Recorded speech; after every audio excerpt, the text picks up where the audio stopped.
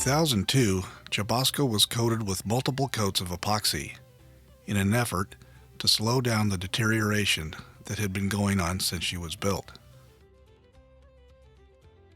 Before the advent of epoxy resins and epoxy barrier coats, seawater, through pressure and osmosis, could pass through the coatings, completely saturating the wood. Seawater is one of the most caustic substances on the planet. It not only contains salt, but it also contains bacteria, enzymes, and microbes. Given enough time, the sea can erode, corrode, or dissolve just about anything. What it does to wood is it breaks down the wood resins. The surveyors now call this phenomenon delignification. As the lignum is decomposed, salt water passes more easily through the wood. As the water evaporates, it leaves behind salt. The salt expands and tears apart the wood fibers. It also increases conductivity through the wood and speeds up the electrolysis process. After 67 years, the wood is mush and the fasteners are toast. It's time to rebuild her. Of course, the first step in this process is to wood the bottom and remove all the coats of epoxy that we had put on. This is a brutal task.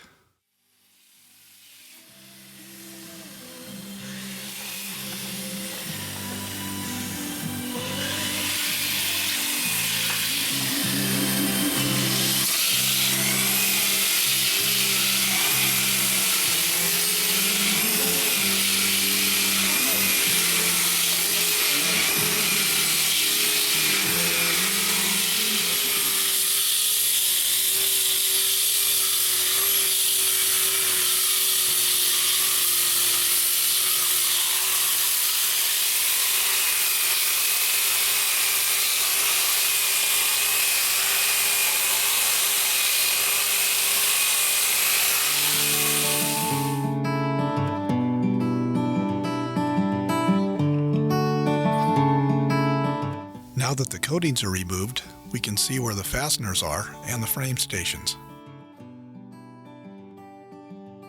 With Chubasco, the planking is compromised and the frames are deteriorated. If we remove all the planking, there won't be enough strength left in the deteriorated frames to support the boat. So we need to do this systematically, one frame station at a time. Before we can remove the frame, we need to make an exact pattern of that frame. As is common with boats built with steam bent frames, the port and starboard sides are not exactly the same. A separate pattern has to be made for every frame. It was very easy to see by the condition of the frames why Chubasco was leaking.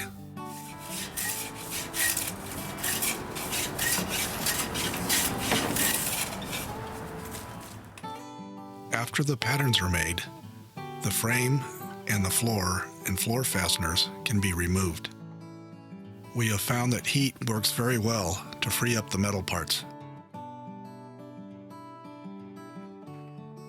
While we have good access, it's a good idea to pull and check the keel bolts.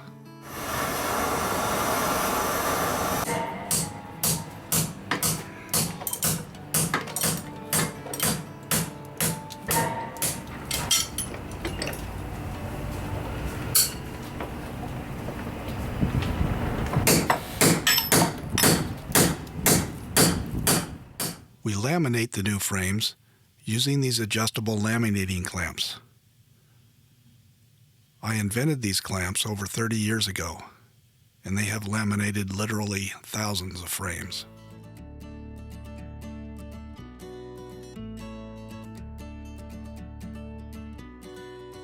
We make our frame laminates out of a wood called copper. Copper is a tropical hardwood with a high resin content. It takes glue well, and it's almost impervious to rot. For laminating the frames, we use a two-part pre-thickened structural epoxy. This epoxy is put out by BJB Enterprises.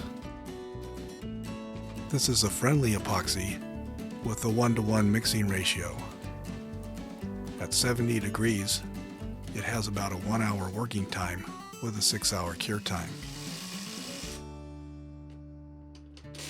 There are 12 laminates per frame. Once the epoxy goes off, they are absolutely stable in that shape.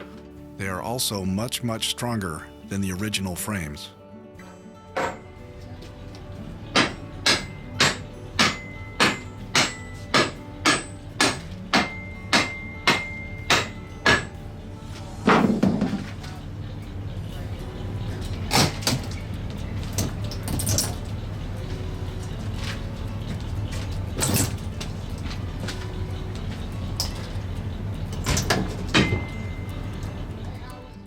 We remove the excess glue and flatten the frame with a power plane.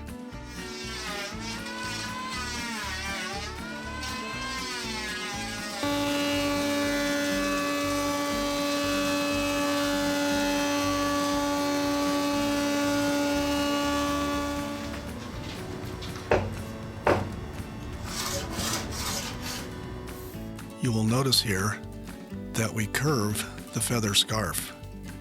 If you try and make a straight scarf on a curved surface, it will be too short.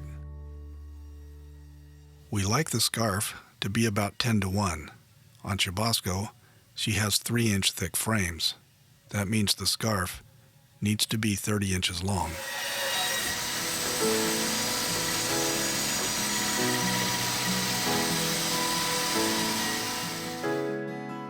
Once the frame is fit in, we can put it in place and lay out the bevels.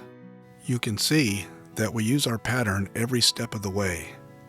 It is very important to keep everything accurate so that we do not lose fairness.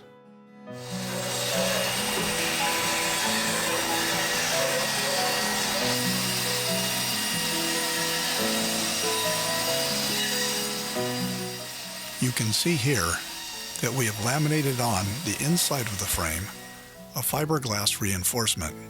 This replaces the inside bronze strap in the way of the outside keel strapping.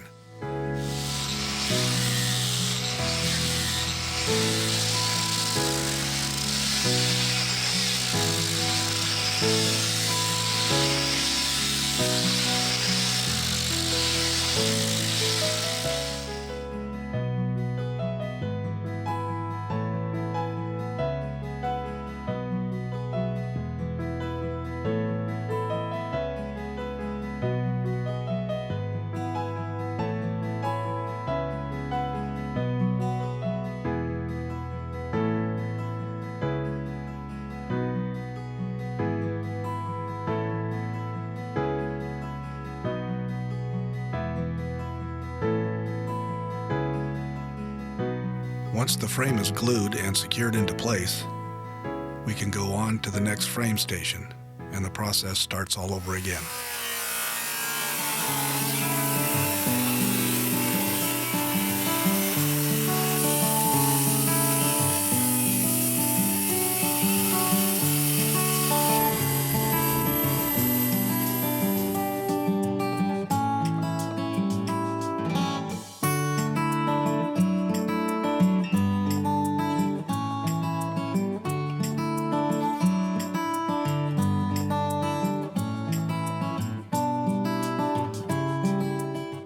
This video was brought to you by efforts through the Maritime Preservation Trust.